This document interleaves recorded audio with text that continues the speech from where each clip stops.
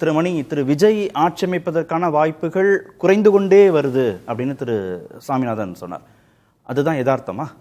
இப்போ நாளைக்கு இந்த 6 எம்எல்ஏஸ் சிபிஐ சிபிஎம் விசிக்கு என்ன முடிவு எடுக்க போகிறாங்கன்றதை பொறுத்து. ஏன்னா ஆளுநருடைய செயல்பாடை பார்க்கும்போது 6 நம்பர்ஸ் கேட்குறாரு. 118க்கு அவர் கேட்குறாரு.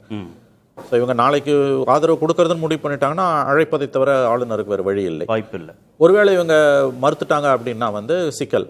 அதில் 2 விதமான ஒப்பீனியன். ஒன்று, சிங்கிள் லார்ஜஸ்ட் பார்ட்டி தான் அழைக்கணும்னு ஒரு தரப்பு சொல்லுது, இன்னொரு தரப்பு கவர்னர் சாட்டிஸ்ஃபை ஆகணும்னு சொல்லுது. அப்படி இழுபறி ஆகும்பொழுது அவங்க சுப்ரீம் கோர்ட்டுக்கு போவாங்க. அங்கே என்ன நடக்க போதோ நம்ம ப்ரெடிக்ட் பண்ண முடியும். Various judgments of the supreme court, இன்ஃபேக்ட் 94 பொம்மை ஜட்ஜ்மெண்ட், 9 ஜட்ஜ்மெண்ட் உட்பட பார்த்தீங்கன்னா அதுதான் bottom line. Single largest party தான் அழைக்கணும் ஆளுநர். அதுக்கு அவங்களால முடியலன்னா தான் செகண்டால முடியலன்னா தேர்டு, அல்லது சம்டைம்ஸ் செகண்ட் ஆப்ட் அவுட் பண்ணிட்டு தேர்டு சப்போர்ட் பண்ணுறாங்கன்னா அவங்கள கூட அழைக்கலாம். அது எல்லாமே ஃபர்ஸ்ட் ஆப்ஷனை எக்ஸ்ப்ளோர் பண்ண பிறகு தான் பண்ண முடியும். ஸோ இது தெளிவாக இருக்குது. இது பட் இப்போ போய் ஃபர்ஸ்ட் அழைக்கணுன்றது தெளிவாக இருக்கு. ஆனால் ஃபர்ஸ்ட் அழைக்கும் போது திரு விஜய் பெரும்பான்மையை நிரூபிப்பாராங்கிற சந்தேகமும் ஆளுநருக்கு இருக்கு. அந்த சந்தேகத்தை தீர்க்க வேண்டியது சட்டமன்றம், ஃப்ளோர் ஆஃப் த ஹவுஸ் தானே ஒழிய ராஜ்பவன் கிடையாது. அதுக்கு பல ஜட்ஜ்மெண்ட்ஸ் இருக்கு. கிட்டத்தட்ட ஒரு டசன் ஜட்ஜ்மெண்ட்ஸ் இருக்குது. அது 94 ஜட்ஜ்மெண்ட்டுக்கு பிறகு வந்த பல ஜட்ஜ்மெண்ட்ஸ் இருக்குது. ஆகவே அந்த இடத்துல ஆளுநருக்கு எந்த ரோலும் கிடையாது. இதில் பாலிடிக்ஸ் விளையாடுது இல்லை. அதில் தான் ஒரு கிளாரிஃபிகேஷன், அதை நீங்களும் சொல்லுங்க. நான் 108 தொகுதிகளில் என்னுடைய கட்சி ஜெயிச்சிருக்கு, நான் ஆட்சி அமைக்க உரிமை கோருகிறேன், நான் சிங்கிள் லார்ஜஸ்ட் பார்ட்டி அப்படின்ற அந்த தன்மையோடு ஆளுநரை சந்தித்திருந்து அவர் உரிமை கோரியிருந்தால் ஆளுநர் மறுத்திருக்க மாட்டார். காங்கிரஸ் ஆதரவோடு போகும்போது இன்னமும் 6 தொகுதிகள் குறைகிறதே பெரும்பான்மைக்கு என்று கேள்வி கேட்பதற்கு ஆளுநருக்கு உரிமை இருக்கிறது என்று விளக்கம் கொடுக்கிறார்கள். இந்த விளக்கம் சரியானதுதானா? இந்த புள்ளியில லாக் ஆகி நிற்குது அந்த விஷயம். இல்லை, இதில் இப்போ 2-3 விதமான பாயிண்ட்ஸ் இருக்குது. ஒன்று, பிடி ஆச்சாரியா போன்றவர்கள், நீங்கள் கூட எங்கிட்ட பேசிட்டு இருக்கும்போது சொன்னீங்க, நிகழ்ச்சிக்கு வருவதற்கு முன்பு பிடி ஆச்சாரியாவோட கோட் பண்ணி சொன்னீங்க. அதாவது கவர்னர் சரியான பாதையில் தான் போயிட்டு இருக்காருன்னு. ஆனால் கபில் சிபல் பார்த்தீங்கன்னா இந்த விஷயத்தில் கிட்டத்தட்ட ஒரு 30 ஆண்டுகளுக்கு மேலாக தொடர்ச்சியாக இயங்கியவர் கபில் சிபல். அவர் என்ன சொல்றாருன்னா, கவர்னர் 108 அழைப்பதை தவிர, அதாவது யாருக்கு 108 இருக்குதோ அவர்களை அழைப்பதை தவிர வேறு வழி கிடையாது. ஆளுநர்கள் தொடர்ந்து இந்திய அரசியலமைப்பு சாசனத்தை சிதைத்து கொண்டிருக்கிறார்கள்ன்றாங்க. எனவே there are 2 opinions. அதை நான் ஒத்துக்கிறேன். இப்போ இந்த 5 பேரை எக்ஸ்ட்ரா கொடுத்ததால தான் நான் அவனை கூப்பிட மாட்டேன்னு சொல்றது ஏற்புடைய வாதம் அல்ல. ஏன்னு கேட்டிங்கன்னா மெஜாரிட்டி இருக்கா இல்லையான்னு ப்ரூவ் பண்ண வேண்டியது சட்டமன்றம் தானே ஒழிய ஆளுநர் மாளிகை கிடையாது. இதுதான் பாட்டம் லைன். அவங்க 108 தனியாக கொடுத்தாங்களா, 5 சேர்த்து 113 கொடுத்தாங்களான்றதெல்லாம் செகண்டரி.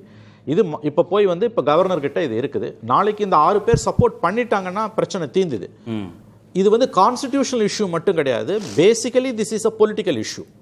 அதனால இதுக்கு பொலிட்டிக்கல் சொல்யூஷன் தான் நமக்கு 6 பேர் நகர்வதற்கான சாத்தியக்கூறுகள் இல்லைன்னு திரு சாமிநாதன் அவரோட கருத்தை நான் ஒதுக்கி தள்ள தயாரா இல்ல.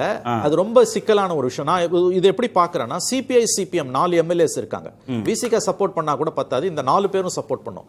இந்த 4 எம்எல்ஏஸ், அது 2 பேருக்குமான சிக்கல் என்னன்னு கேட்டீங்கன்னா, மிகப்பெரிய சிக்கல் 2019 மற்றும் 24 மக்களவை தேர்தல்களில் 543 பேர் கொண்ட மக்களவையில், இந்திய மக்களவை லோக்சபால தமிழ்நாட்டிலேருந்து தான் இவங்களுக்கு ரெப்ரஸன்டேஷன் போயிருக்கு. திமுகவோட ஆதரவோடு நின்னதால தான் சிபிஐ சிபிஎம்க்கு ரெப்ரஸன்டேஷன் வந்திருக்கு. அதில் சிபிஐக்கு 19 மற்றும் 24 2 எம்பி, அந்த 2 தமிழ்நாட்டிலேருந்து. ஆல்ரெடி அவங்களுக்கு நேஷனல் ரெகக்னேஷன் போயிடுச்சு, இல்லைன்னா அவங்க 0.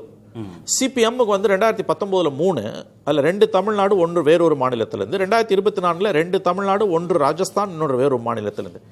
இப்போ நாளைக்கு விஜய் ஆதரிப்பது அப்படின்ற முடிவை சிபிஐ சிபிஎம் எடுக்கிறாங்கன்னா, அப்போ 29 பார்லிமெண்ட் எலெக்ஷன்ல அவங்க திமுகவோட இருக்க முடியாது. காங்கிரஸுக்கு நேற்றுக்கு நடந்தது நாளைக்கு சிபிஐ சிபிஎம்க்கு நடக்கும். அப்போ நேஷனல் லெவலில் எடுக்க வேண்டிய ஒரு டிசிஷன். ஏன்னா தேசிய அளவில் இதுவரை இல்லாத அளவுக்கு இடதுசாரிகள் பலவீனப்பட்டிருக்கிறார்கள். உங்களுக்கு கேரளாவில் கவர்மெண்ட்டும் போயிடுச்சு. For the first time left free இந்தியான்றாங்க. இடதுசாரிகள் எங்கேயுமே அதிகாரத்தில் இல்லை. அப்படி இருக்கும்பொழுது இந்த தமிழ்நாடு சென்ட்ரிக்கா மட்டும் இடதுசாரிகளால், விசிகாவால் தமிழ்நாடு சென்ட்ரிக்கா எடுக்க முடியும், சிபிஐ சிபிஎம்மால் எடுக்க முடியாது. அவங்களோட பொலிட்டிக்கல் நெசசிட்டின்றது ரொம்ப ரொம்ப அக்யூட். மதச்சார்பற்ற கூட்டணியை கட்டமைத்ததுல என்னுடைய பங்கு முதன்மையானதுன்னு திரு திருமாவளவன் சொல்றாரு. அவருக்கு இந்த நெருடலே இருக்காதா? நெருடல் இருக்குன்ற நான் 3 பேருக்குமே பெரிய நெருடல் இருக்கு. நான் விசிகாவை குறைச்சு மதிப்பு இல்லை. 3 பேர்ல அதிகப்படியான நெருக்கடி இந்த 4 இந்த சிபிஐ சிபிஎம். ஏன்னா என்டையர் லோக்சபா காம்போசிஷன்ல 2 சீட்டு 4 சீட்டு, அதுவும் தமிழ்நாட்டில இருந்து போகுது. இஃப் நாட் ஃபார் டிஎம்கே அவங்க 0. அப்ப அது இந்த பிரிட்ஜ் அவங்க பர்ன் பண்ணிப்பாங்களா? நேற்றுக்கு காங்கிரஸ் அட் ஒன் கோ அவங்க பர்ன் பண்ணிக்கிட்டாங்க. அவங்க ஆதரவு கொடுப்பன்றதோட கூட நிறுத்திருக்கலாம். நாங்கள் உள்ளாட்சிக்கு போவோம், 29, 39, 49 லோக்சபா எலெக்ஷன் வரைக்கும் போவோம்னது கம்ப்ளீட்டாக கொலாப்ஸ் பண்ணிக்கிட்டாங்க அவங்க.